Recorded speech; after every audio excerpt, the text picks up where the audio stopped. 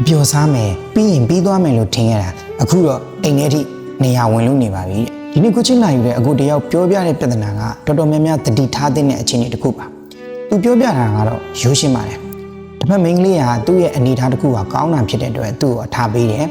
အဲ့တော့ယောက်ျားလေးဘက်ကလည်းယောက်ျားဖြစ်တဲ့အတွက်ဒါပတ်သက်မိလိုက်တယ်ပေါ့နော်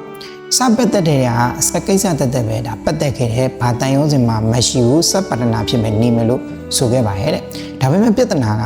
လူဆိုတာကလူရရပြီးရင်ပူတာလူကျင်လာတတ်တဲ့အမျိုးပါအစားကတော့အဆင်ပြေပါတယ်နားလဲပါတယ်ဆိုပြီးတော့ပတ်သက်နေခဲ့တဲ့မရင်ငယ်မကအချိန်ကြာလာတာနဲ့အမျှပိုင်ဆိုင်ခွင့်တွေလိုချင်လာတယ်နေရာလိုချင်လာတယ်သူ့ရဲ့မိသားစုသူ့ဇနီးတဲ့နဲ့ရှင်ပြီးတော့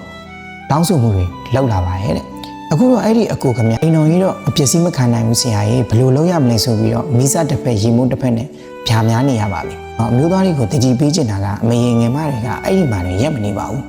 ခဏတာယာမှုနောက်လိုက်မိနေရင်လည်းကိုယ့်တဘွားလုံးတိဆောက်ထားတဲ့မိသားစုဘဝကြီးပြိုလဲသွားနိုင်ပါတယ်ကိုယ့်မိသားစုကိုတကယ်တန်ဖိုးထားတဲ့ဆိုရင်ထိခိုက်မှာကြောက်ရင်အစတွေကအနာမသိတာအကောင်းဆုံးပါပဲ